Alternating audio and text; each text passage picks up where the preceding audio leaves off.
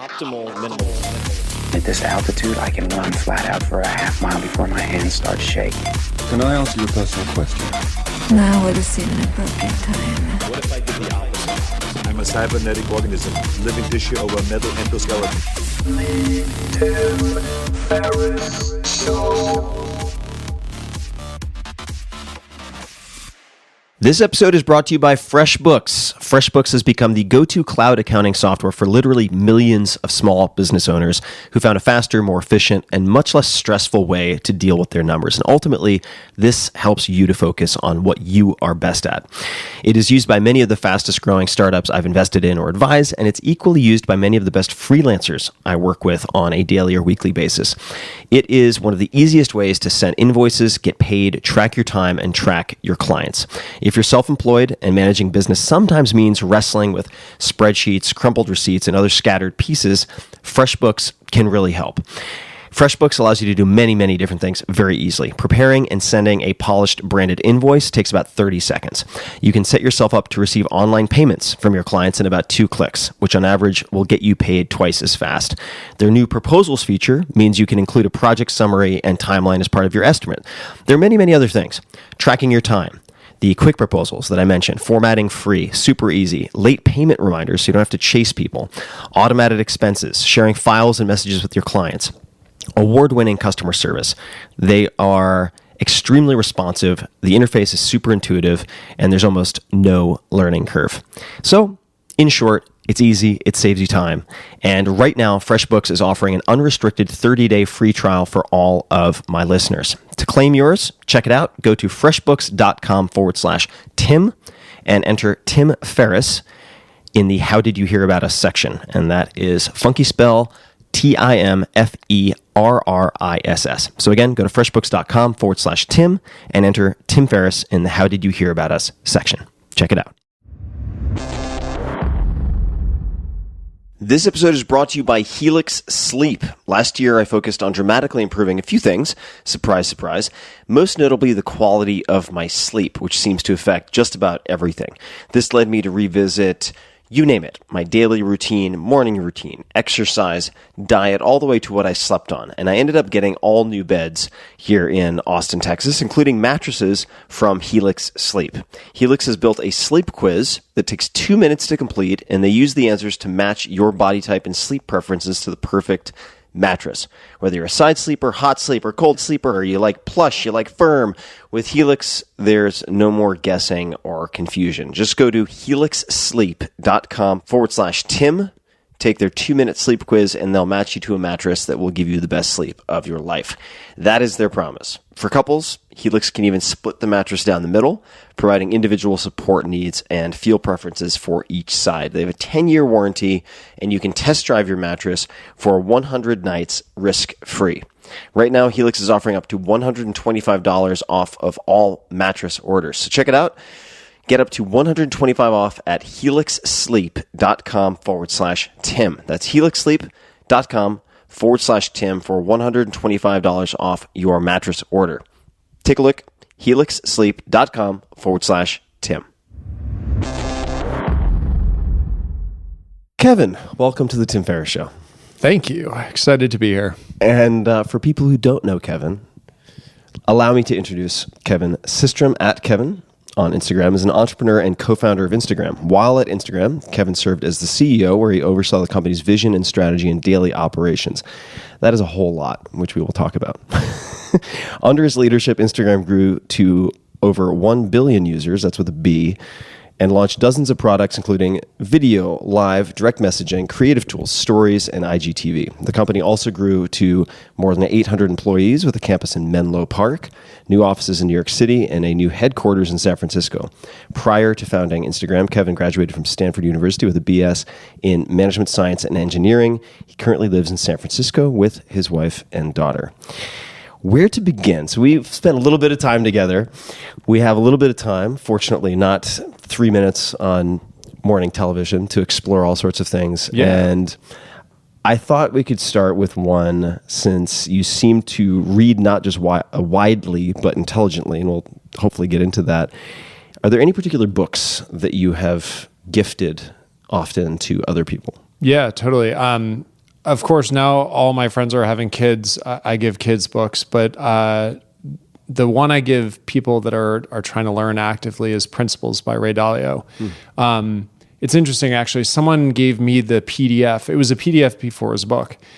Gave me the PDF, and I skimmed over it. I was like, oh, this is pretty good. And they were like, no, I seriously think you're going to love this. And for some reason, I didn't get around to it for maybe a year and a half. And then I read the actual book, and I was blown away. It's both a guide to life, a guide to business, and also, I think, an insight into Ray and someone who's built an amazing business. If you guys listening don't know what he does, he runs a hedge fund called Bridgewater, and he's so much more than just a finance thinker. He's also just a brilliant philosopher. So I give that a lot because I think it's a great guide to life.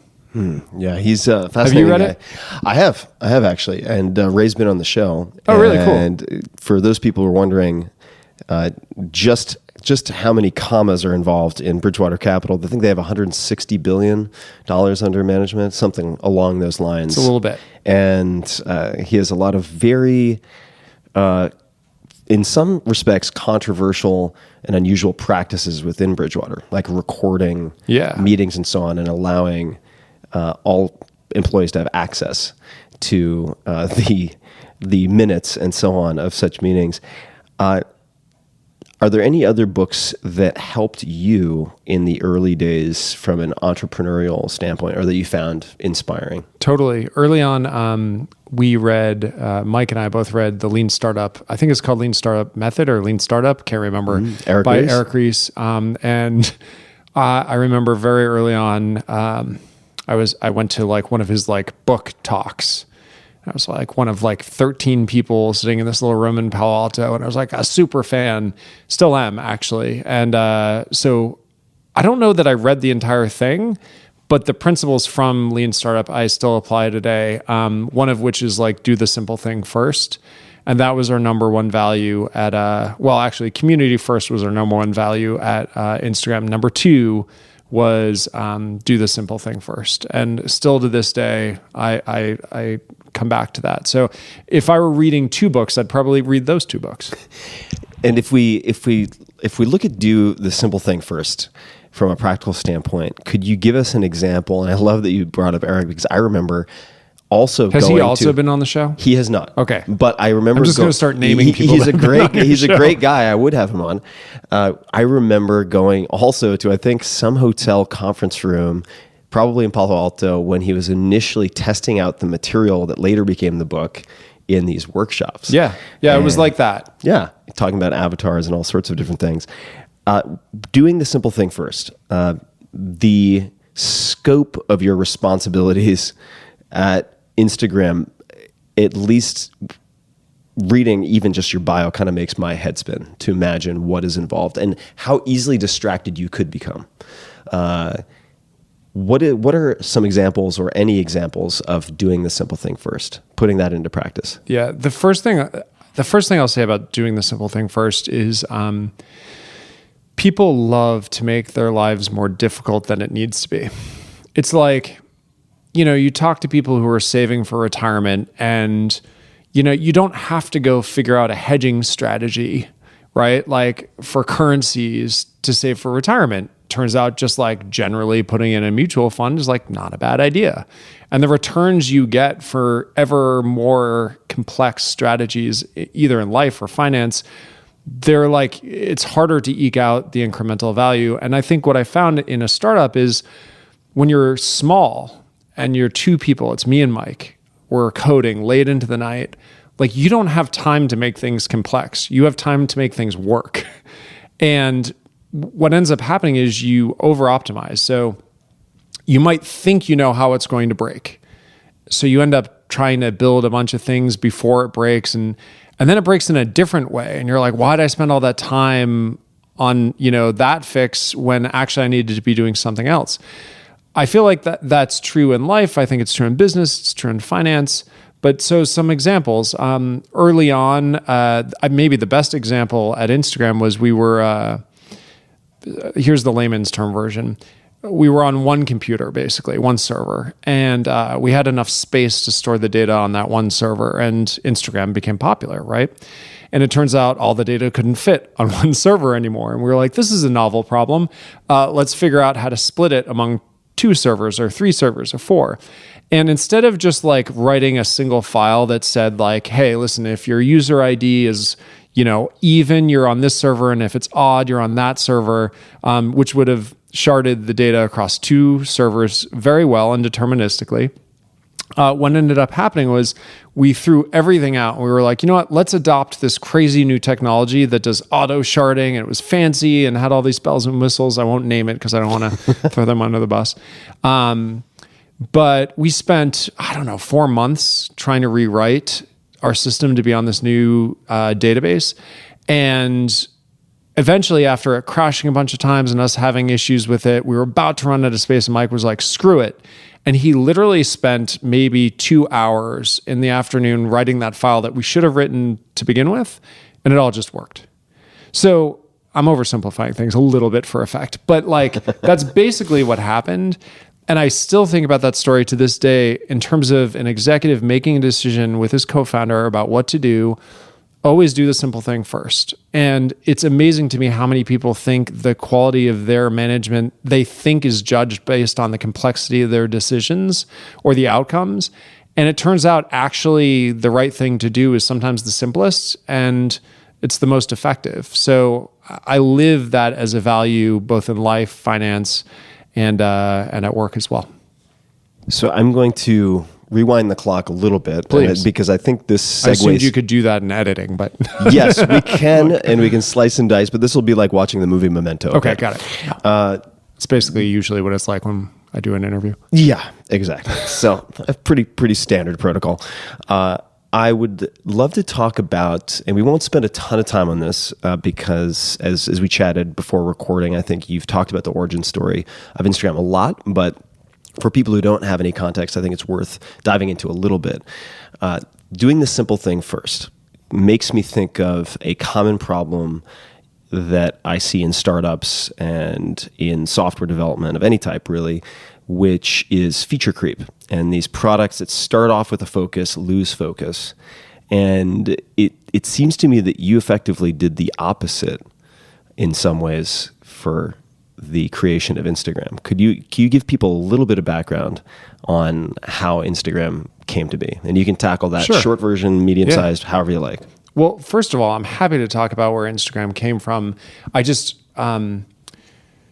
it's such an interesting story in my life, and that I've talked about it a bunch of times, but I forget that it's actually super interesting to hear for people who might have signed up for Instagram a couple of years ago, think it's been around forever, right? But also, I think it has some interesting lessons. So I'll combine both talking about the origin story, but also how we kept it simple. Instagram came out of wanting to be my own boss. I was like, you know what? I want to work for myself. I want to work on ideas. I really hope I'm going to make money. And I remember telling at the time my mom, I was like, hey, I'm going to go do this thing. And she was like, what about health insurance? And I was like, oh, what about health insurance? You're right. Like, I totally forgot. So my point is, I was a little naive, but I wanted to do my own thing. And I had a bunch of different ideas, one of which was a terrible idea for a check-in app. It actually wasn't terrible, but like at the time, there were a bunch of check-in apps, and we're sitting in Austin right now, South by Southwest. You know, zoom back 6, 7, 8 years ago, it was all about Gowalla and Foursquare, right? Everyone was all about them. Sure. So I had to have my version. And it wasn't bad, but, you know, it wasn't good either. And catchy name. Yeah, it was called Bourbon, and BURBN. I think I own the domain name somewhere. But anyway, what happened? I was working on that. I left my job, and I happened to be able to raise money for it. And I'm not sure how or why, but check-in apps were all the rage, so we raised some money. It was, you know, a couple well-known firms in the Valley, and I had just enough money to work on it. And I met my co-founder, Mike, at the time, and I know I needed a bunch of help because I'm technical, but not like, you know, I'm not a true engineer in the sense, like I didn't study it formally. So I met Mike, and he was one of the power users of Bourbon. And he was like, yeah, this will be super fun. So we decided to join up. We worked on Bourbon for maybe, 3 months, and it was clear it wasn't working. Okay. It was like very clear the startup was going nowhere. And we decided to pivot. And this is where keeping it simple comes in. We actually got to the idea for Instagram by taking away features from Bourbon, not by changing it all. So a bunch of the features of Bourbon, one, you could check in at a place, but two, you could add a photo of what you were doing at that place. So you and I were out to drink somewhere. I check in at the bar. I could post a photo of the beer I'm having or the cocktail or whatever, right? And it turns out people kind of liked the check-ins. They thought it was pretty lame because it was a Me Too thing, but they loved showing people what they were doing.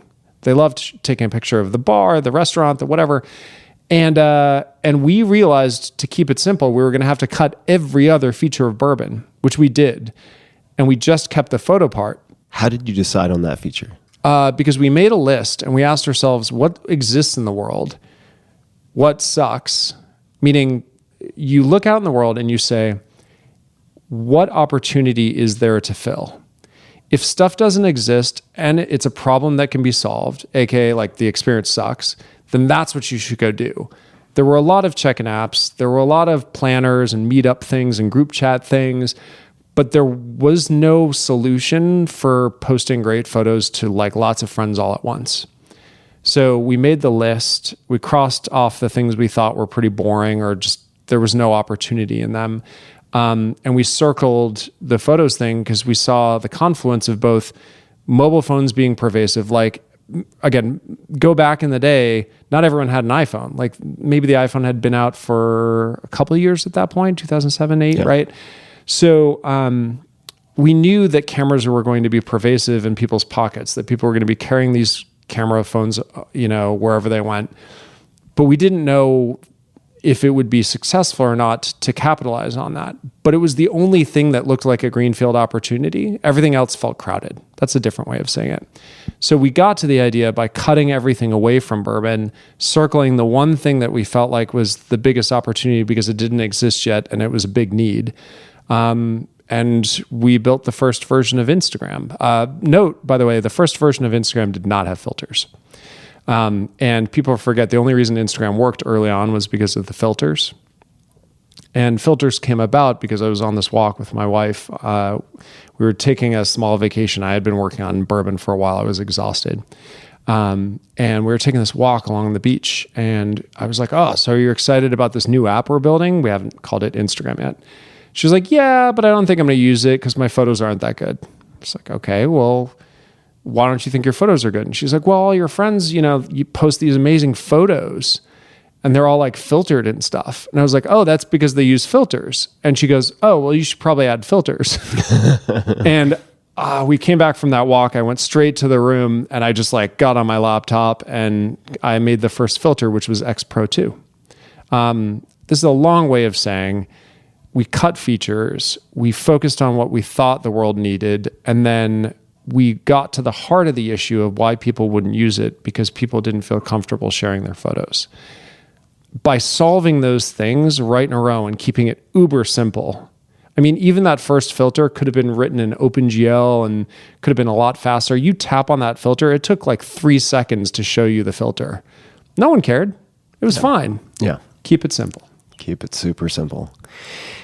Now, you mentioned Eric Ries, his book as perhaps one of the influences. I'd like to look at or dig for lessons learned, best practices observed, anything at all that you took away, or very difficult times, anything from a few previous experiences. So we'll go back to the Mayfield Fellows program. Was there anything in that program that you found particularly useful? And then the next that I'll hit, so we could certainly do them in order or not, would be Odeo. Yeah. I mean, where do I start? Okay, so and what is the Mayfield Fellows program? Yeah, Mayfield Fellows program. It's a program at Stanford where they take, I think they still take 12 a year. 12 typically graduate students, although I snuck in, and I'll explain that in a second, who are interested in entrepreneurship, and they they focus on what is called an entrepreneurship education. So they do 3 months of case studies, kind of like going to Harvard Business School, but case studies on just entrepreneurship. Then 3 months you spend at a real startup getting real experience. And then you come back, and the last 3 months, so it's a year-long program, meaning 3/4 of the school year, you come back and you debrief on your own experience, and you actually write basically a case on your experience over the summer. So I did that my junior year. I snuck in by like, I don't know. I was like, hey, but like I founded this startup, not really a startup. It was a website at the time that was like a competitor to Craigslist, but for Stanford students only. And I prayed that they would take me because I was so excited about entrepreneurship, and they let me in. Years later, by the way, one of the people who ran the program, still runs the program actually, pulled me aside and was like, just so you know, we were barely about to let you in. And I was like, thank God you did. And she was like, but the thing that made the difference was that you were out there actually trying to start something. And I guess lesson number 1 is like, never expect you're going to get a no, like always put your name in, right? Number 2 is actually do the thing, like actually start the startup. Don't just go to conferences about it. Don't just like write articles about it. Start it, do something. And that carries a lot of weight. But that was the Mayfield Fellows program. And maybe the last lesson on the Mayfield Fellows program that I got from it was there's nothing in the world that can substitute for real experience. Doesn't matter what we're talking about. If you want to be a chef, working in a kitchen is the only way you're going to learn. Going to culinary school, whatever, I'm sure is great, but working in a kitchen is the way to do it. If you want to be, like a tech founder, right? You got to start a startup. You got to know what it feels like to put it all on the line, lose everything, and then come back, right? You can't learn about investing unless you invest. I mean, name whatever profession. It's like real experience is so much better than what's in a book. That doesn't mean that books aren't helpful, but you got to do it. But they're an adjunct. Yeah. Yeah. Very hard to become a professional soccer player by reading books on the physics of soccer. Although I got to tell you, I took this personality test and the results came back. But one of the main takeaways was like prefers learning by reading. And I was reading my results to my family because I thought it would be entertaining. And my mom was like, oh my God, like I remember when you were a kid, you just read everything. And my dad was like, yeah, like you said you were going to be interested in playing baseball. So I was like, I bought a mitt for you and we were going to go play catch. And you're like, Dad, I got to go to the library. And my dad was like, what? And he's like, I got to read about it. So I literally went to the library, read about how to pitch, and then played. And I think that's my MO. It's just, I'm wired that way. Do you remember I was an okay pitcher. The name of the personality test or the assessment that you did? Yes, it was the Golden Personality Test. Golden Personality Test. Yeah, I think it was Golden. Yeah. Mm-hmm. Why did you take that test? It's a variant on the Myers-Briggs test, but it actually gives you very specific breakdowns of every dimension. So for those of you listening that don't know the Myers-Briggs test, there are basically 4 main dimensions of the personality test. And it tells you, for instance, whether you're more casual or if you're like very calculated and punctual, that kind of stuff. I wanted to know more about what I was like. I had talked about Ray Dalio before. I spoke with him and he was saying, yeah, everyone who joins Bridgewater, we give this personality test. And I was like, well, can I take it? Like, I want to know what I am like. And my co-founder took it. A bunch of our senior execs took it. And it was illuminating to see on paper what you know in the back of your mind. And then, of course, it helps you work with others. But a big part of it was reading on paper what you're actually like and realizing, for instance, I do learn by reading. So I'm not someone who likes to sit in a lecture hall. I want to have the book.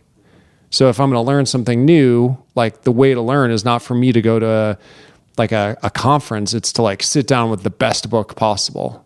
And that might not apply to you, right? Like if you took it, maybe you like learning some other way. But I wanted to know what my API was. So that was helpful. Your API. Yeah. I like it. No, it's true. Yeah. We all learn differently. Application Programming Interface. Is that right? I used to know some acronyms. On reading, there are different ways to read books. And I had found in some of the research for this conversation a mention of Mortimer Adler's How to Read a Book. Yeah. Could you talk about how you read? How weird is it that I'm like so into reading that I have to find a book that's how to read? Like, where does it stop? How to read a book? Right. Have you ever read the book? I haven't. Okay.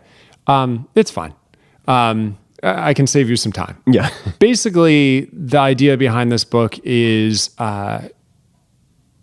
it's how to read a book most effectively. Most people open the first page and they start with the first word, and then they go until either that they get bored or they push through or whatever. And the claim in the book is basically that is not correct. That instead what you should do is familiarize yourself with the structure of the book first. So the most important, I would say his thesis is that the most important part of reading a book is to actually read the table of contents and familiarize yourself with like the major structure of the book. And then familiarize yourself by skimming the book and figuring out what the main arguments are. In fact, one of the secrets that I love, and I still do to this day, is most authors in the last paragraph of every chapter, especially the last paragraph of the book, will not only summarize their main arguments, but make the points they actually have been waiting to make the entire chapter. And by reading just those paragraphs, you get a pretty good idea of what the book's about.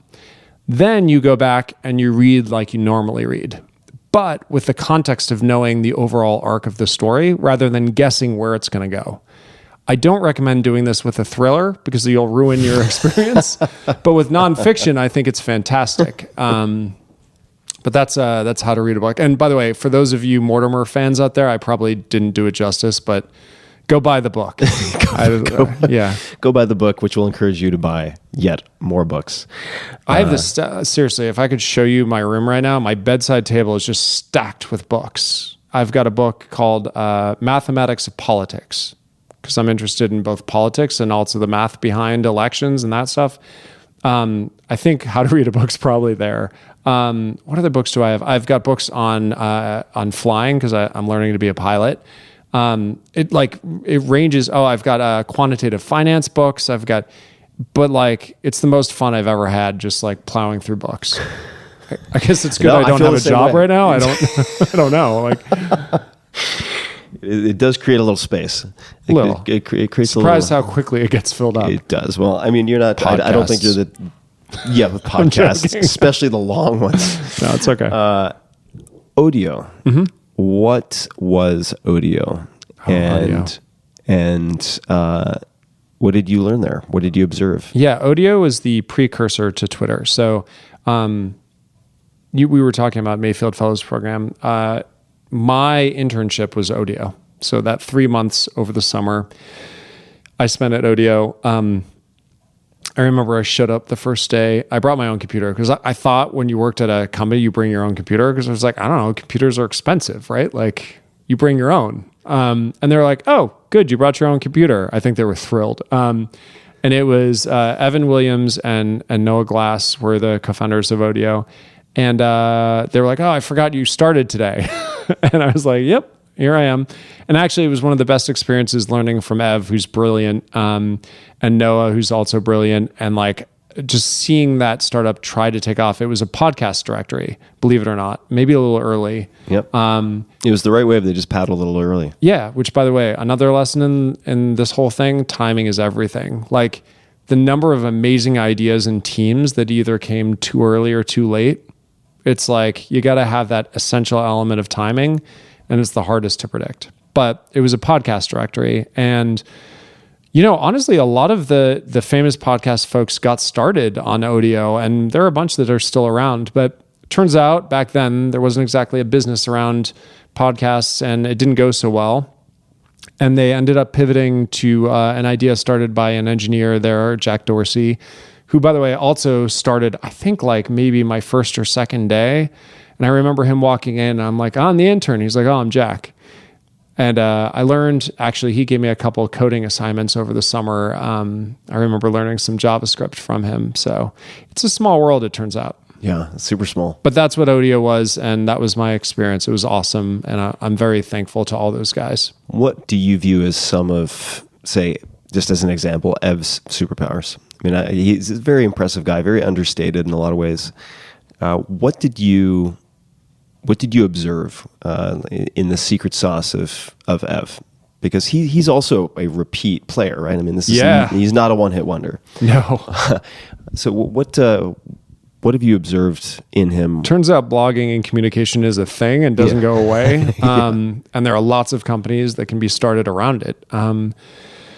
What did I observe? Well, it was a really long time ago, but... or what superpowers do you think he has? You could talk present tense too.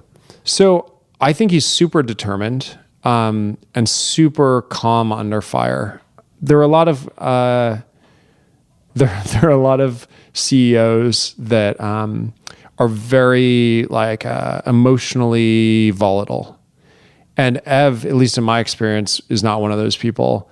In fact, he's determined and hardworking. And I can't remember his background story, but he's like, yeah, I went to this college. It wasn't that great. And I just worked my ass off to get here and to build this thing and then eventually sell it to Google. That was Blogger. And then to be able to start this thing. And I remember his work ethic because at one point, I'm pretty sure he was convinced we all weren't working hard enough.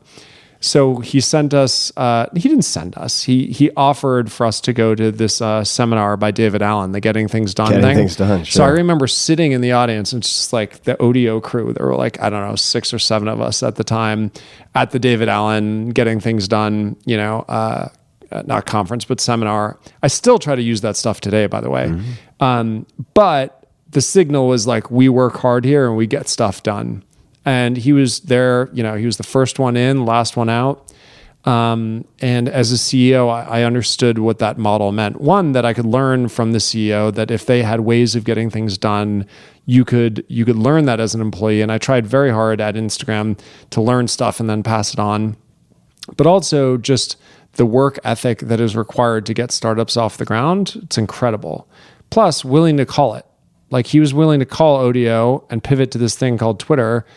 And trust me, when we were calling it on Bourbon and pivoting to Instagram, I was thinking about that moment. I wasn't there in the room when they did it, but I can imagine, the bravery that it takes to switch like that. It's hard, but paying attention to people like Ev and entrepreneurs like that and entrepreneurs like Jack, I think you begin to learn that there are patterns and you have a little faith in their ways and you end up trying to mirror it in many ways. I completely agree on the Ev having calmness as a competitive advantage. He's very good at pausing and not jumping to respond. So he's better able to choose his response, I suppose, instead of being reactive. I think you're very good at that as well. Thanks. And I want to talk about, since it's come up a few times, pivoting or ending projects. Yeah. Because there's in some aspects, a fetishizing of perseverance in a lot of places, including Silicon Valley and the world of tech.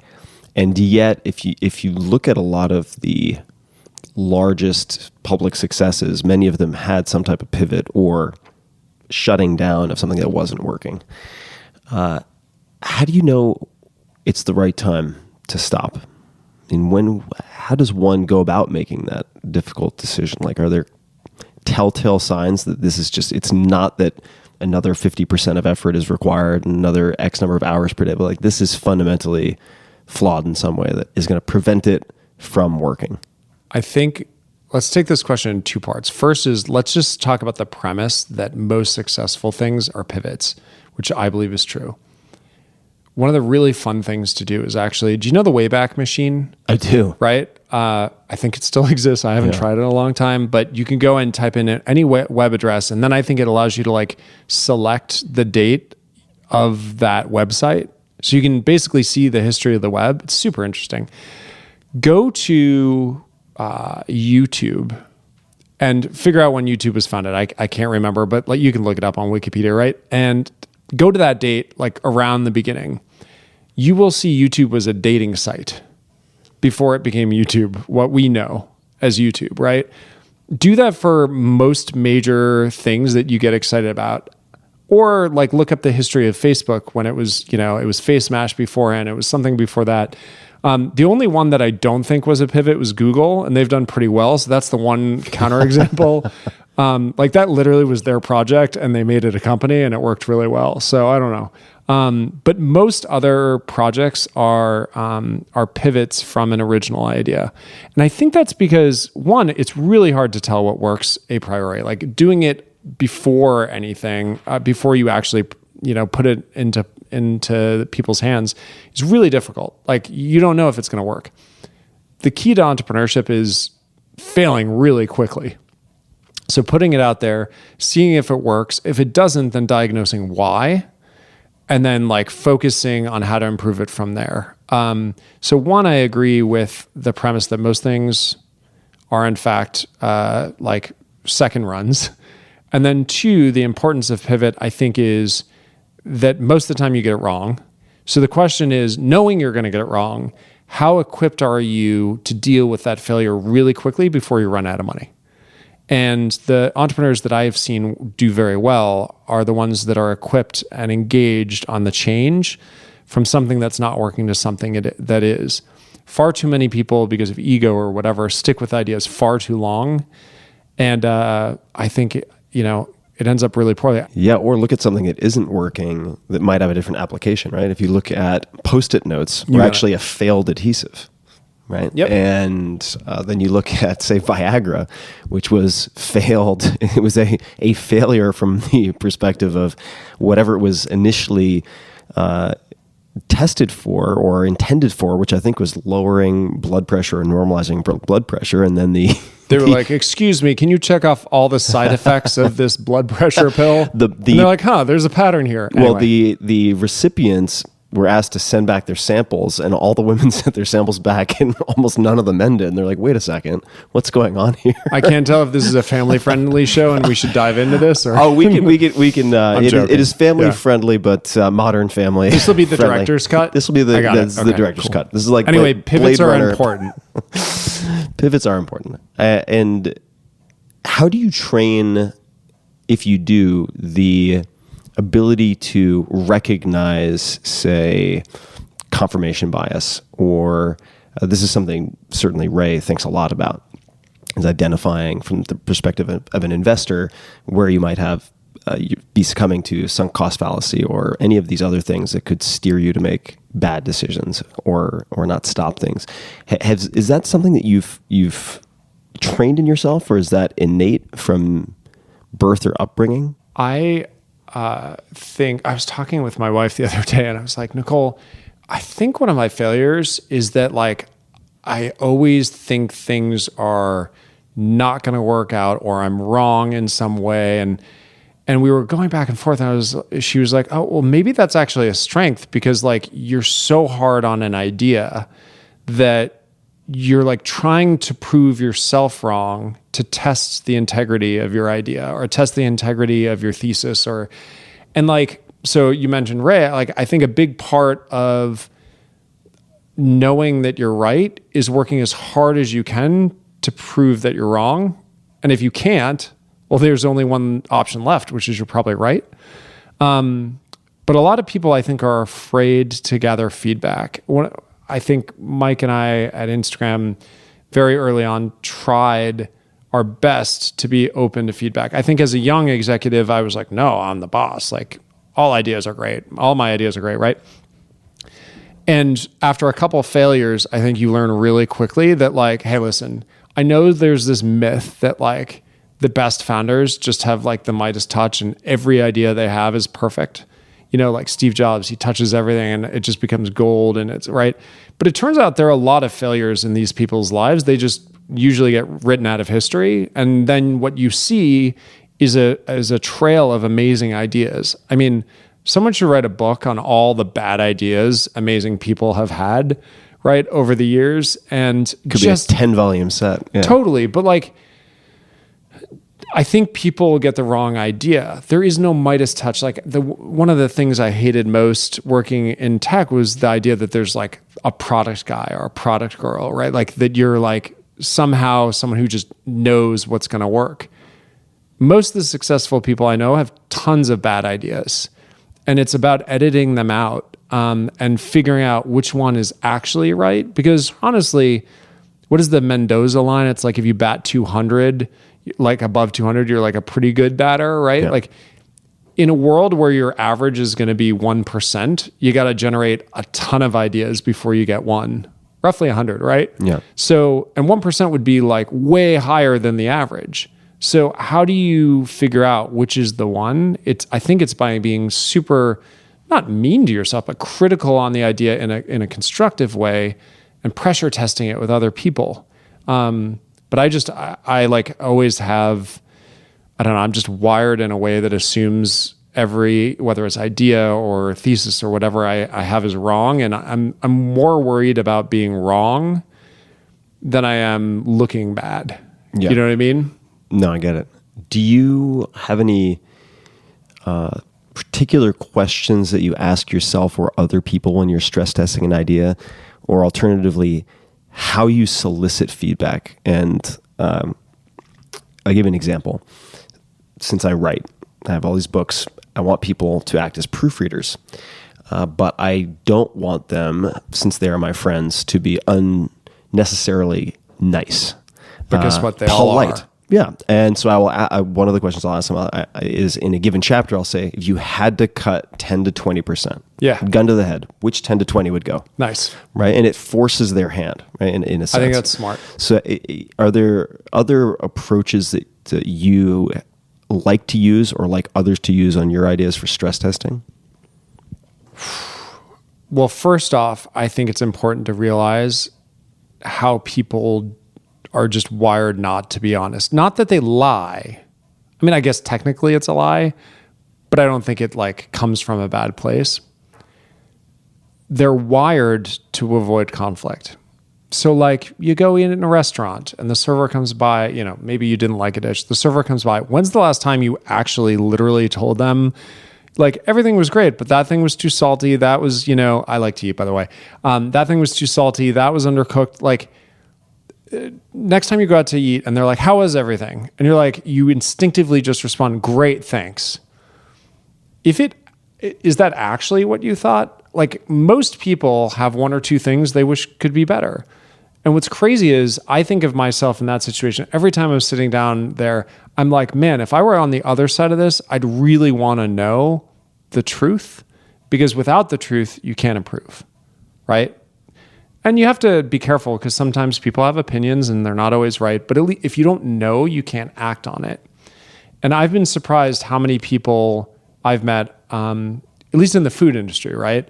Where at least if you do it in a nice way, you're like, listen, if I were on the receiving end of this, I'd want to know. So I'm giving this to you, do whatever you want with it.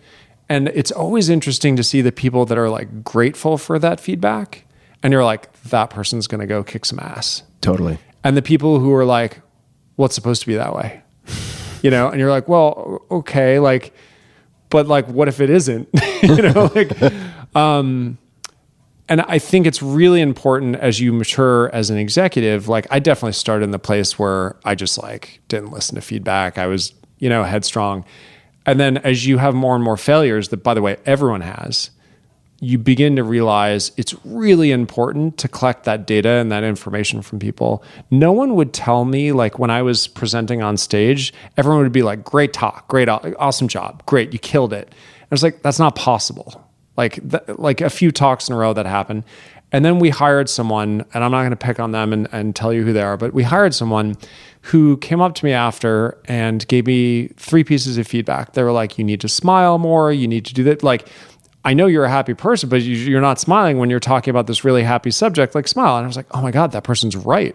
They literally watched every single interview I had done for like the last 2 years and just had a list of things. And I was so grateful for that because it was feedback that no one else would give me. Do you remember any of the other points? It was slow down, pause, right? It was smile more, not because you're trying to give off a vibe but just what's funny is you can't overdo smiling. It turns out like it's hard. And I'm just like, I'm a serious person, so I don't think to smile as much. What were the other things? I'd have to go back to my notes, but those are the 2 things that stood out. Mm-hmm. Yeah. It's but like people don't give you feedback. It's crazy. And by the way, the thing is the more important your company gets, the higher up you go, the less people are willing to do it. Yeah. So you actually have to like dig for it. And that's one of the weirdest feelings ever is please tell me something negative. But you asked a specific question, which is like, what are the tools to do it? I don't know that there are any like specific tools so much as like, when's the last time you, the listener, did that? When's the last time you went out of your way and you said, hey, like, I really want honest feedback on this. And when someone gives you feedback, you don't respond in a defensive way. You say, thank you. And you encourage the behavior. If you could do that, man, like the self-improvement that comes with that. Yeah. And the honesty that comes with it, if depending on the format, can be really remarkable. You may have done this before, but I had not done a 360 interview. Oh yeah.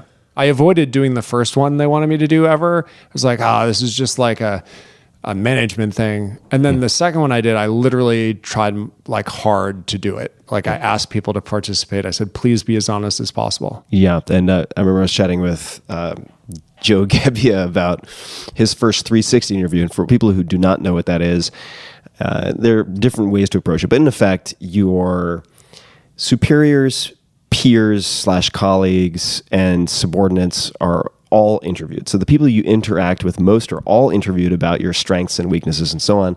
And very frequently, at least in my case, with my employees and so on, it was anonymized to ratchet up the like allowable honesty. And it was a great example of how valuable honesty can be and also how difficult it can be to digest if it's really full frontal. Yep. And I think Joe said he like went into his car in the parking lot, like cried afterwards. I had a tough time. Yeah. I had a really tough time with it, but it ended up being very helpful when I was able to look at it with a cooler head. Not because I was angry, but I was really sort of like cut down at the knees by some of the comments. And it was really important. I mean, if you have spinach stuck in your teeth, you need somebody to tell you. I think the hardest part is how to tell when you've got spinach stuck in your teeth or someone just doesn't like you. But you have to be willing to get both. Yeah.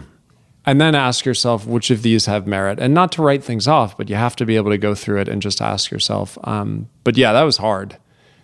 Yeah. I remember my first one but now I think about it and like, no matter what I do, whether it's another company, whether I'm doing a writing project or a podcast, whatever, like, so I just walked off the stage at South by Southwest and I could see the screen that was displayed after we left. And they asked people to rate everything, like rate the speakers, rate the host, like, and I was like, oh, I really want that data. I'm going to ask them for it because I want to know, like, was it interesting to people? What topics didn't they like? Like, did we come off as authentic, inauthentic? Like, where were we? But it's funny because no one ever tells you anything. And it's unless you dig for it, you won't find it. But honestly, I think letting people know that it's safe to give feedback, asking for it proactively, et cetera, is important. The amount people go out of their way to avoid conflict is pretty wild. Yeah. Which often works in the short term, but can really be caustic and erode relationships in the long term. Right? And if you're avoiding that, and your comment on the rating on screen made me think of Kyle Maynard, who's an incredible guy, who's also been on the podcast. But he had learned at one point, or was given a piece of advice from a very successful CEO of a large company, that if you ever ask somebody to rate something from 1 to 10, to disallow 7, because 7's this like semi-polite. It's like Yelp is all 3.5 stars. You're like, yeah, no. Exactly. So you're mentioning restaurants. So what I'll very often ask people in restaurants, if they're giving me the everything is good response, which gives me no information to act on, is I'll say, all right, I'll give them 2 options and I'll say 1 to 10, but no 7. How do you rank? And it's sort of then they're forced, if they're straddling that, to do a barely pass, which is a 6. I'm not going to order that, or an 8, which is a strong. That's a confident endorsement, and so that can be applied to all manner of things. That's really cool. I'll do that from now on. No 7s. Yeah, let's talk about tough times. So you mentioned there are none. The life of an entrepreneur is golden. It's true. It's it has been It has been said that your life is all highlights. No, I'm kidding. That hasn't been said. What company made that happen? But I want to talk about I want to talk about some of the maybe tougher times that you're willing to share, if any.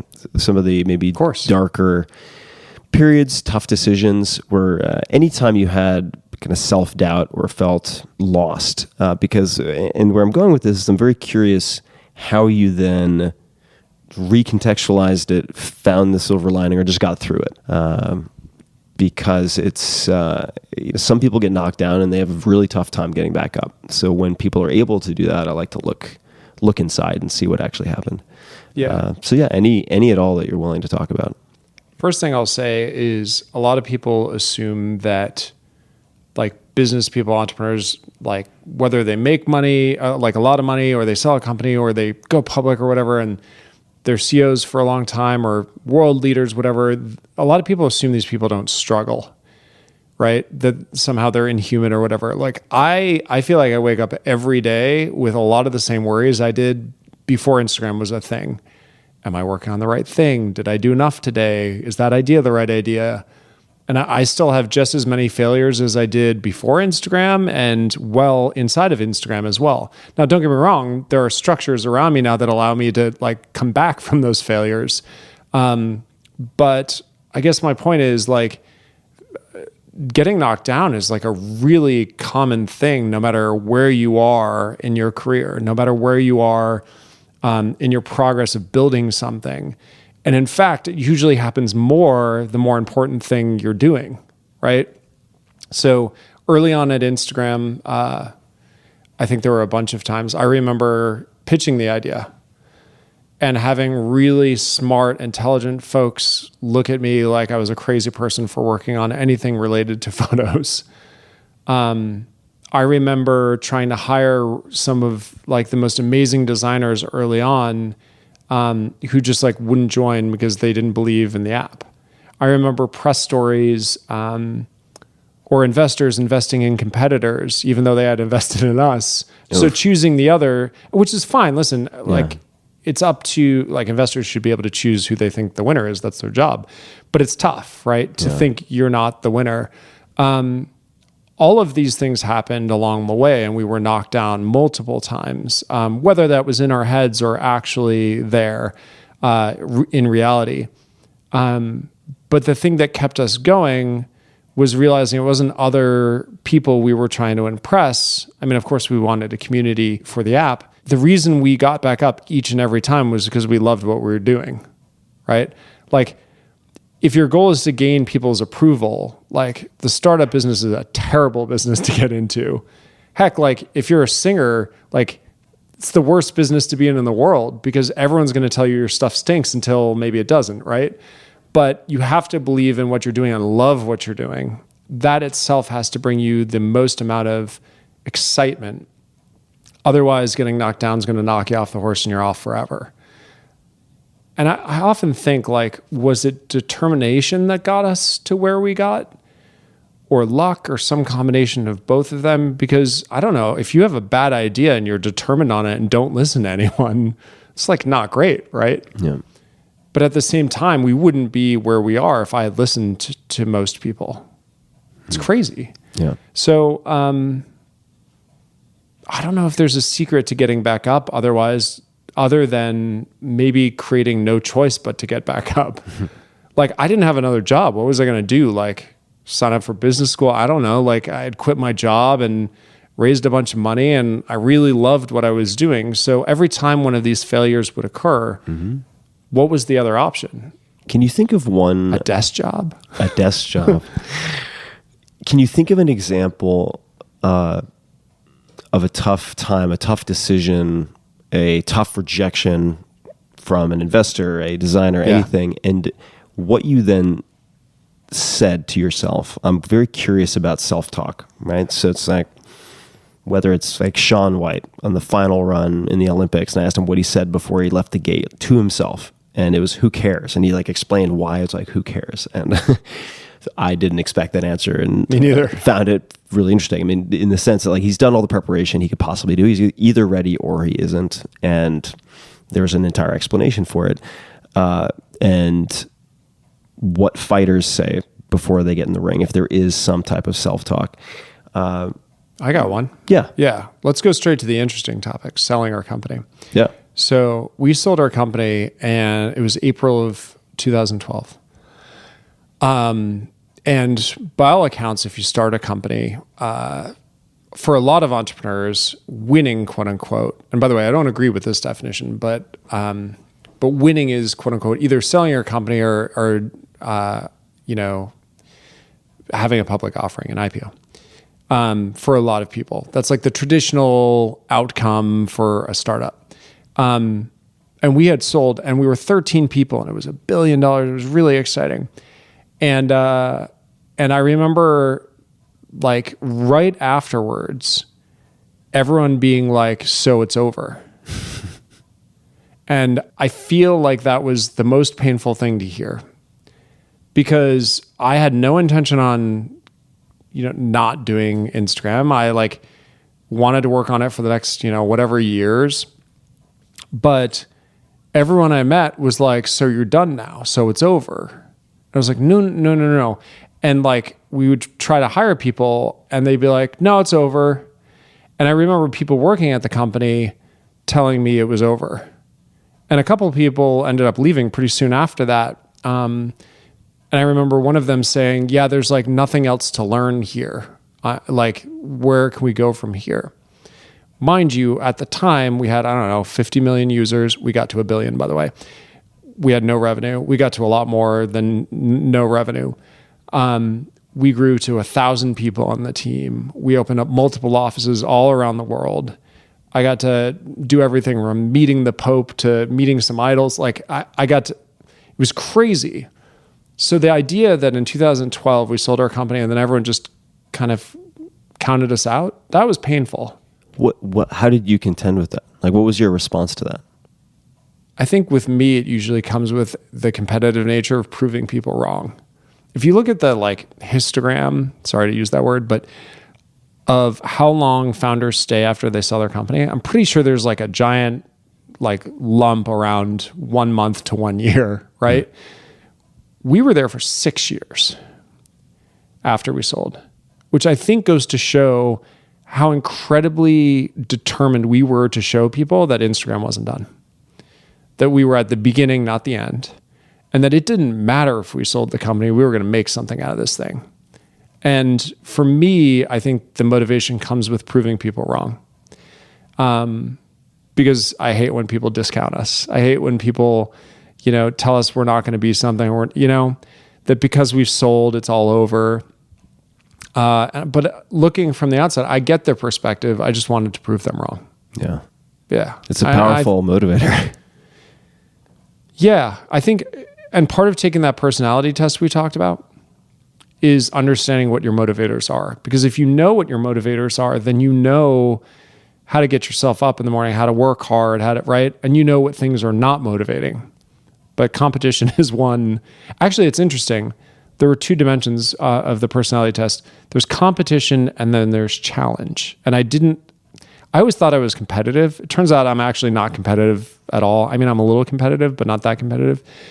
I have very high scores on challenge, which means setting goals for yourself and trying to meet them, but it's like self-imposed rather than comparative. Right. It's sort of an intrinsic motivator. It's an internal motivator of like, I want to go get this thing done.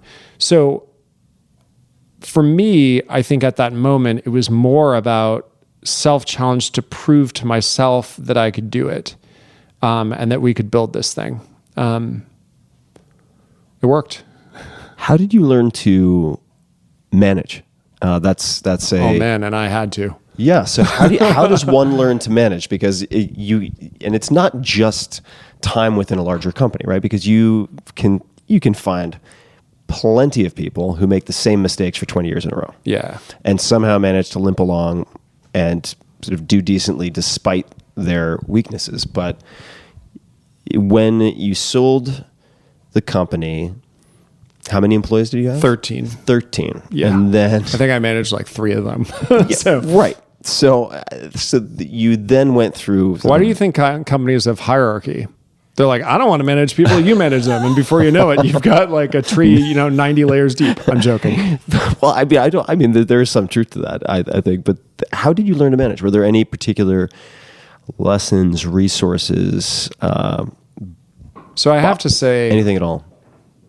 well, I was going to say my job was different than most, which obviously is an understatement. But like, I'm going to tell you the philosophy I subscribe to, and then I think the listeners can decide if it makes sense for them. It might. I decided that I had nothing to lose because, or at least I didn't think I had anything to lose, because I had my job. I was excited about it. I was running this thing, and I knew what I didn't know, or at least knew that I didn't know a bunch of stuff. My philosophy was hiring the smartest possible people who are way better than me to work for me. And that feels weird because you're like, I have no experience. I've been doing this for 2 years. How do I hire someone that has maybe 15 years of experience in engineering or 15 in, operations, or the list goes on. But the ironic thing is, by hiring people that were way better than me, that like I would see myself working for someday if they started a company, that actually you end up creating the best possible team. And I think that works because I felt like I had job security. So a lot of people are worried, well, if I hire great people beneath me, then maybe one of them will take my job. And I don't know where like the reality is on that spectrum in the real world. I don't know. But I think that's actually one of the issues I looked for most in the company, which was people hiring down on purpose. Like people do it reflexively. They hire down. They're like, no, I need someone with less experience than me. Who they should be younger. They should have fewer years of experience, right? Because I should coach them. And actually, if everyone hired up, you'd have like the most badass company in the world. So how do you manage that? I guess my point is, I found people that were way better than me. And the way I managed was by managing the vision and direction of the company and then asking those people how to get there and making sure those two things were connected at all times. But I didn't have the regular job of like, managing a bunch of new grads out of college and like coaching them on their careers, which exist in mass in Silicon Valley. So I'm not sure my management like experience mirrored that of most, but I think there's a lot to learn, which is hire really great people that someday you want to have, they should have your job. So you hire these people if you subscribe to this philosophy. And then I imagine there are different strategies and routines and rules and so on that you put in place to give structure and direction to this team of all-stars. Right? And so one that I could ask about would be meeting structure. So in the course of prepping for this, and I found this a few places, but in the New York Times, feel free to fact check this. But I'll just read this briefly, and then I'd love to hear you elaborate on what the meeting actually looks like and how you handle it. So some of the bottlenecks, this is from the New York Times, some of the bottlenecks the company has addressed in the past year are internal. For example, Mr. Systrom and his co-founder realized that one of the primary holdups was their own decision making. So in the past 3 months, they started holding meetings in which they just make a bunch of decisions. And then this is quoting Mr. Systrom. We have a doc in which we list out the inventory of decisions on products as if it's stacked up in front of a machine waiting to be processed, Mr. Systrom said. And then we have sessions where we sit down and we decide. You just work through the decisions. So this is something that you might be able to do in an informal, unbatched way when you have 3 direct reports or 13 employees. But as it grows, it seems like this type of systematizing could be really important. Could you describe how a meeting like this functioned? Totally. And why? And it's really funny for me to think of myself as being referenced as Mr. Systrom. It sounds very formal. Mr. Systrom with inventory of decisions. Okay, so here's the context. Have you ever read the book The Goal? The Goal. The Goal. I have not. Yeah. It is a book about basically manufacturing and supply chain management. It sounds really boring, but I promise you it's really good. last name is Goldrat. I think it's Goldrat. Yeah, who wrote the book. And it's kind of, and in fact, if you talk to business people, a lot of people will say it's their favorite book. Like I wrote in one of my weekly updates to the team, I wrote that I was reading this book and that I loved it. And a bunch of people were like, oh, I love that book too. So it's a business book that talks about how to optimize supply chains, basically.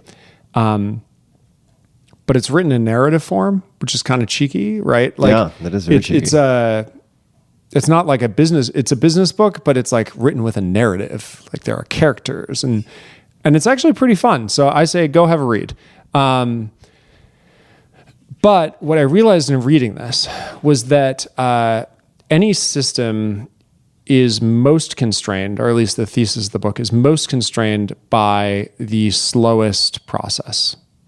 I think they called it a Herbie. Have you ever heard that? I have, yes. So it's because the beginning of the book is kind of like the Boy Scouts. Yeah, exactly. If you want to explain what Herbie is. I know, we're getting there. How many times are Boy Scouts going to come up in a podcast, right?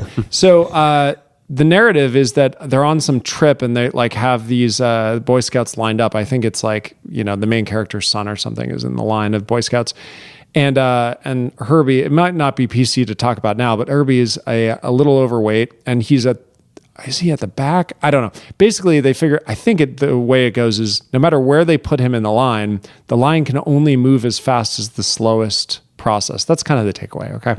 Mm-hmm. Again, people who are super fans of the goal can correct me on this, but the essence of it is your slowest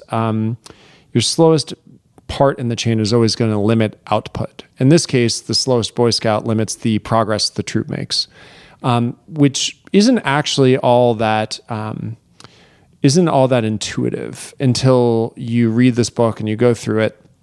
So with decision making, what we realize is a lot of things were coming to us, but unless we would decide on an important decision, it was basically like inventory stacking up in front of a machine that wasn't moving. And of course, the machine can't output products that people want to go use until those decisions get made. So it sounds, again, really intuitive. But if you think about a company as, the raw materials go in and raw materials are ideas, okay? And they go through machines that transform them into reality. So they go from an idea to a mock to a final draft to a version to out testing with beta testers out to the real world. That actually what you need to do is make sure all machines are running at highest capacity, including the one that moves ideas from the idea pile to mocks, from mocks to actual, right? So you work down the chain. And we realized very early on in reading this book that a lot of the lessons that usually apply to manufacturing actually apply to making decisions at a company as well. I had actually forgotten about that book until you mentioned it. I'll have to pick it up. Yeah. The goal. I have a long list of books to tackle. How do you choose books that you're going to read? I know you give a few examples of things that you're interested in. But how do you filter the universe of books to those you end up reading? And I mean, you could maybe just pull a few real examples from those you've read and kind of indicate how you got to those. But do you have a process for selecting books? Well, first, or disqualifying books? Well, first, I don't read fiction. Not that there's anything wrong with fiction, and I know people that read a lot will be like, "What? You don't read fiction? Come on, there's so many greats." I don't know. It just doesn't get me up in the morning. So there we go. There goes a good portion of books down to nonfiction books. Then I ask myself what topics I care deeply about, or what things I really want to learn. So, for instance, learning to fly. Like, okay, what are the best books to learn to fly? Or if I want to learn about investing or finance, what are the best books? Or if I want to learn about productivity, what are the best books? And obviously Amazon's great for that, and you can read through reviews. And but honestly, a big part of me reading is just like, there's usually some outcome I want. Like, I want to be able to do X.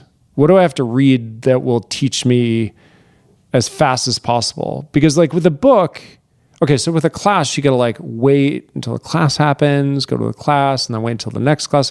With a book, you can literally like just get through it in a week or a day, and then you can reread it and then reread it. And I find that like if you want to learn a new skill, there's nothing like sitting down with a nonfiction book on that topic that's well laid out.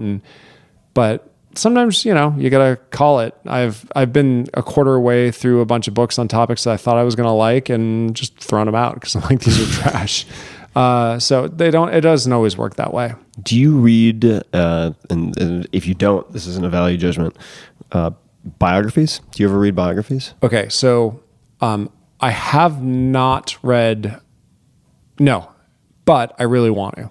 Okay, so the one area that I want to spend way more time on is history, including biographies, which I consider a form of history.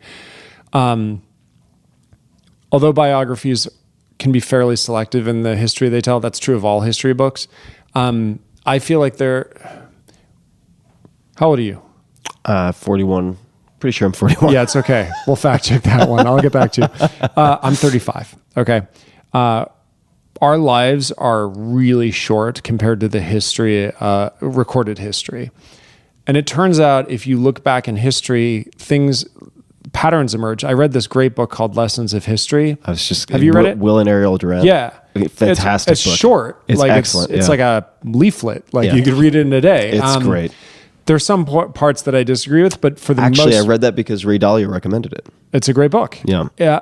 The number of people I meet that are like, they've read it. And anyway, the takeaway is that things happen over and over again, or at least certain patterns emerge. And I guess what I'm saying is if you look back at history, you can learn a lot from reading people's history, whether it's a biography or a history of a specific segment of companies. So for instance, I think if you want to study the acquisitions of companies and where those founders have gone and what they've done, and more importantly, what do most founders do next after selling a company and taking some months off? How many take 1 month off? How many take a year? How many take 5 years? How many never emerge again, right? What are the differences between those that decide to do something and those that don't? So even in my own exploration of what's next in my life, I find myself not reading necessarily biographies, but I do read accounts of, entrepreneurs that have launched big things and done, new things in the future, and those who haven't. And I start asking myself, what are the patterns that emerge? So no, I don't read biographies yet, but I want to. And history, I think more generally, is a super interesting topic. There's some excellent biographies out there. I think you might enjoy Genghis Khan and the Making of the Modern World. Okay. Excellent book for a lot of reasons. I'm trying to think of the ones that have been recommended to me. I'll have to get back to you on that. David McCullough has a lot of really good biographies on the Wright brothers and so on.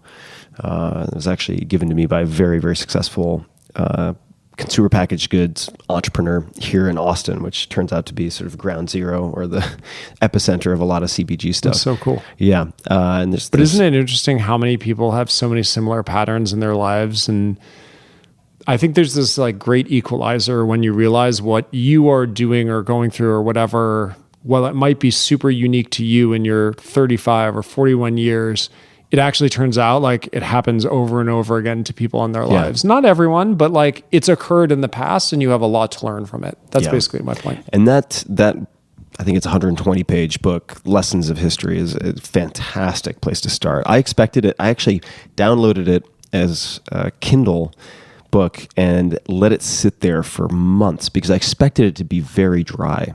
And it's a beautifully written book. I was very impressed. And then if you like that as a taste test, then you can go into their, 10 or 20 volume encyclopedic. Yeah, it's a summary of their volumes, right? That's right. Yeah. Yeah, it's like the Cliff Notes. It's the Cliff Notes. Yeah, okay. So I'd like to ask you, this is one of the questions that I'd been hoping to ask ever since we booked the podcast, and that is about advice that you give to entrepreneurs that very few actually take. And I'll explain just by way of example. I'm asked all the time how various folks should launch books, or people come to me asking, how should I launch a book? How should I write a book? How should I get a book published? And I might tell them, for instance, don't try to write for the entire world. if your goal is to hit the New York Times bestseller list, write for like 10 to 20,000 people per week. In other words, you really only need to get the flywheel spinning, because people use the bestseller list as a shopping list, to write a book that at least 20,000 people will love. But they end up writing something too general. They end up writing something too general. I tell them to give themselves a ton of buffer before the book is published, and to write it in such a way that, for instance, it can be read modularly. And then they don't do that, and they wonder why they can't run excerpts.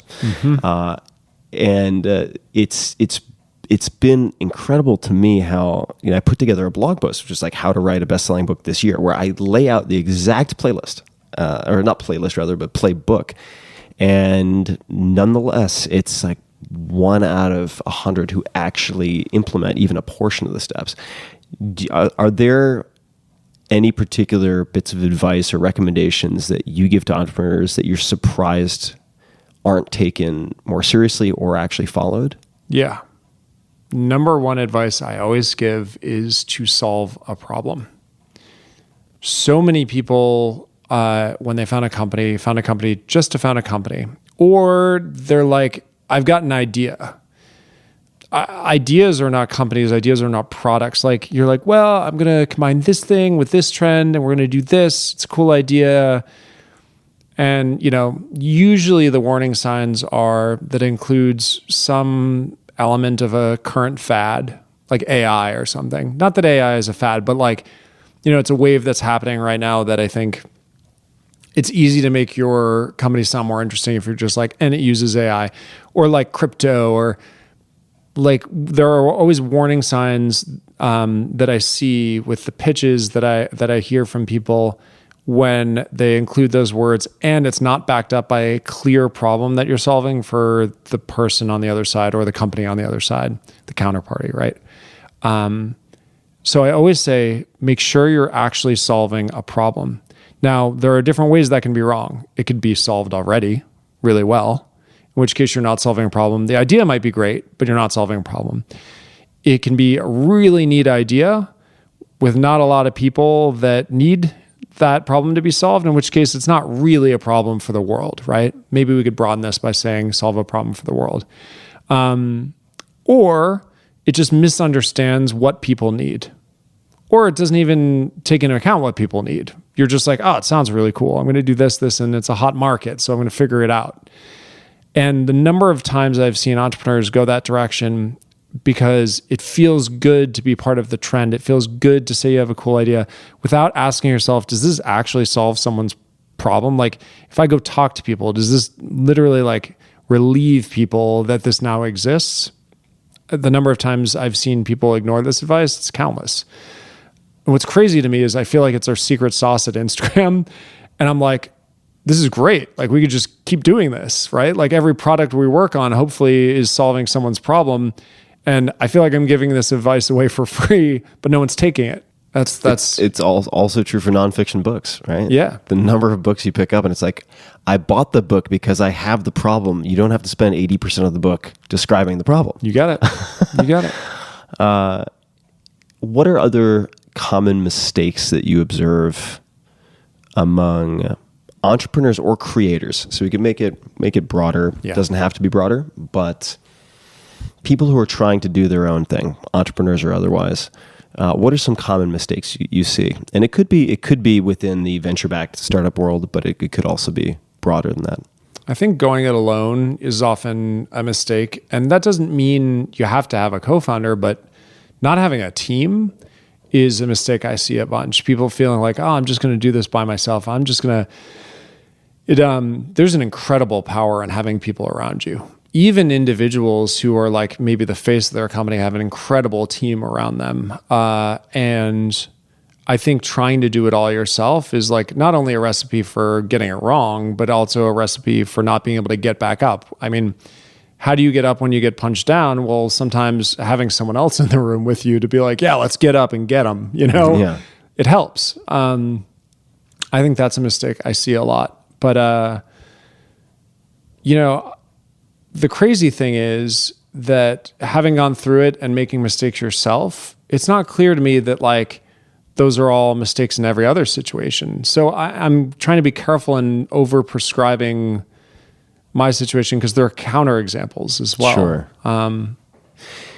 That's the really important point, actually, that I think is worth underscoring for folks, and that is for nearly every rule that someone might prescribe, there's probably a counterexample, the, say, leader of which would prescribe the exact opposite. Yeah. Right. And so it's I suppose in part finding the rules that are compatible also with what you hold to be the core values or philosophies that guide you, like being passionate about the product or the service or the company, because that has some real practical implications. If you're not passionate, are you in fact going to be able to summon the endurance, like you said, to sort of walk through or around or climb over the various walls that are going to pop up? Probably not, right? So then you can find the examples that sort of suit your personality and the set of values that you've set out for a given company.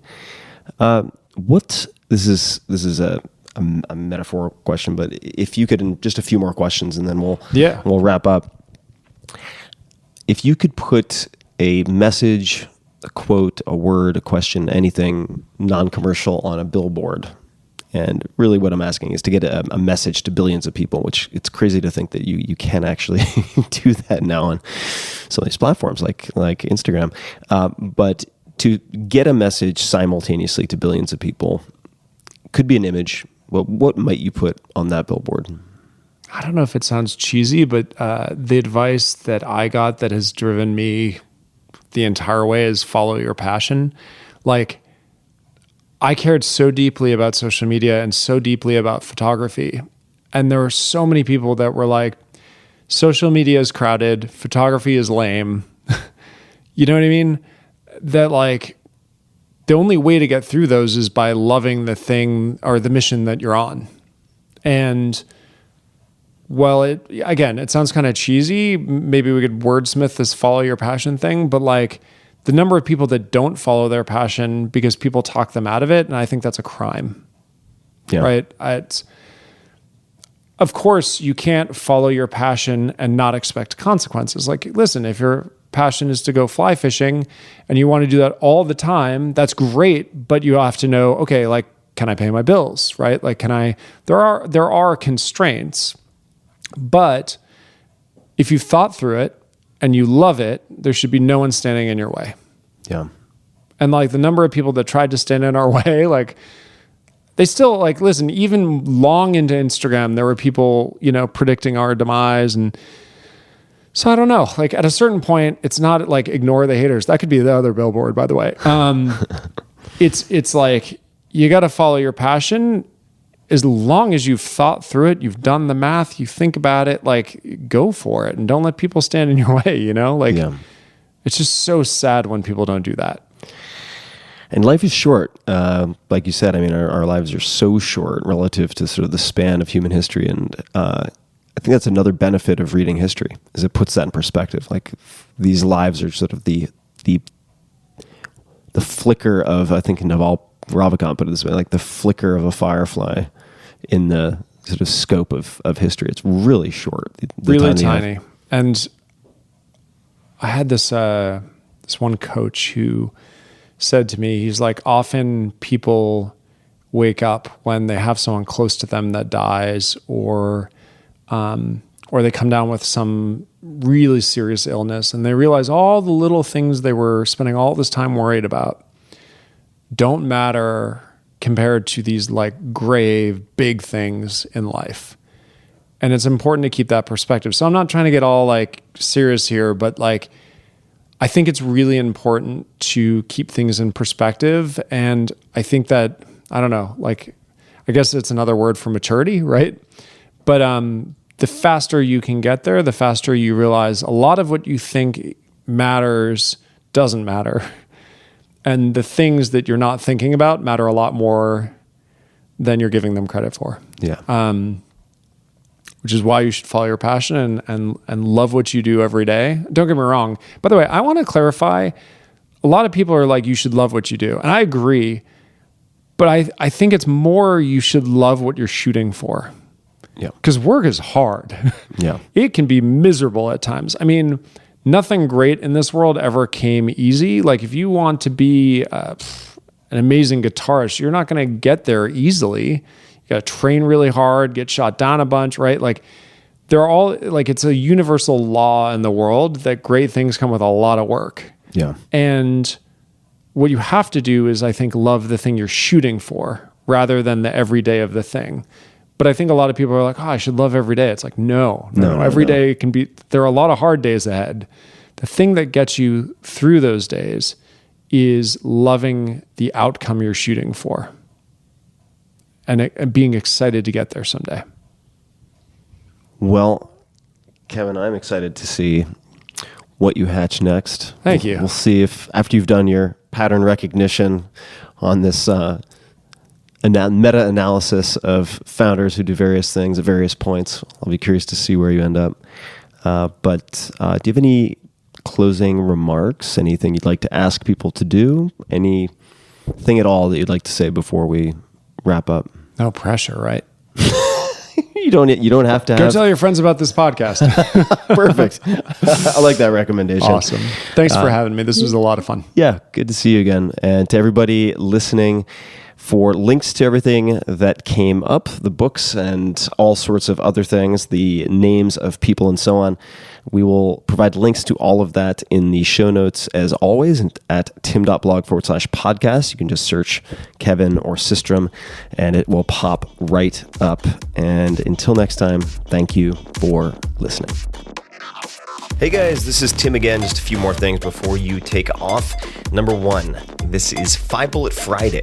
Do you want to get a short email from me? Would you enjoy getting a short email from me every Friday that provides a little morsel of fun before the weekend? And 5 Bullet Friday is a very short email where I share the coolest things I've found or that I've been pondering over the week. That could include favorite new albums that I've discovered. It could include gizmos and gadgets and all sorts of weird shit that I've somehow dug up in the world of the esoteric as I do. It could include favorite articles that I've read and that I've shared with my close friends, for instance. And it's very short. It's just a little tiny bite of goodness before you head off for the weekend. So if you want to receive that, check it out. Just go to 4hourworkweek.com. That's 4hourworkweek.com, all spelled out, and just drop in your email and you will get the very next one. And if you sign up, I hope you enjoy it. This episode is brought to you by Helix Sleep. Last year, I focused on dramatically improving a few things. Surprise, surprise. Most notably, the quality of my sleep, which seems to affect just about everything. This led me to revisit, you name it, my daily routine, morning routine, exercise, diet, all the way to what I slept on. And I ended up getting all new beds here in Austin, Texas, including mattresses from Helix Sleep. Helix has built a sleep quiz that takes 2 minutes to complete, and they use the answers to match your body type and sleep preferences to the perfect mattress. Whether you're a side sleeper, hot sleeper, cold sleeper, or you like plush, you like firm, with Helix, there's no more guessing or confusion. Just go to helixsleep.com/Tim, take their 2-minute sleep quiz, and they'll match you to a mattress that will give you the best sleep of your life. That is their promise. For couples, Helix can even split the mattress down the middle, providing individual support needs and feel preferences for each side. They have a 10-year warranty, and you can test drive your mattress for 100 nights risk-free. Right now, Helix is offering up to $125 off of all mattress orders. So check it out. Get up to $125 off at helixsleep.com/Tim. That's helixsleep.com/Tim for $125 off your mattress order. Take a look, helixsleep.com/Tim. This episode is brought to you by FreshBooks. FreshBooks has become the go-to cloud accounting software for literally millions of small business owners who found a faster, more efficient, and much less stressful way to deal with their numbers. And ultimately, this helps you to focus on what you are best at. It is used by many of the fastest growing startups I've invested in or advised, and it's equally used by many of the best freelancers I work with on a daily or weekly basis. It is one of the easiest ways to send invoices, get paid, track your time, and track your clients. If you're self-employed and managing business sometimes means wrestling with spreadsheets, crumpled receipts, and other scattered pieces, FreshBooks can really help. FreshBooks allows you to do many, many different things very easily. Preparing and sending a polished branded invoice takes about 30 seconds. You can set yourself up to receive online payments from your clients in about 2 clicks, which on average will get you paid twice as fast. Their new proposals feature means you can include a project summary and timeline as part of your estimate. There are many, many other things. Tracking your time. The quick proposals that I mentioned, formatting free, super easy, late payment reminders so you don't have to chase people, automated expenses, sharing files and messages with your clients, award-winning customer service. They are extremely responsive, the interface is super intuitive, and there's almost no learning curve. So, in short, it's easy, it saves you time. And right now, FreshBooks is offering an unrestricted 30-day free trial for all of my listeners. To claim yours, check it out. Go to freshbooks.com/Tim and enter Tim Ferriss in the How Did You Hear About Us section. And that is funky spell TIMFERRISS. So again, go to freshbooks.com/Tim and enter Tim Ferriss in the How Did You Hear About Us section. Check it out.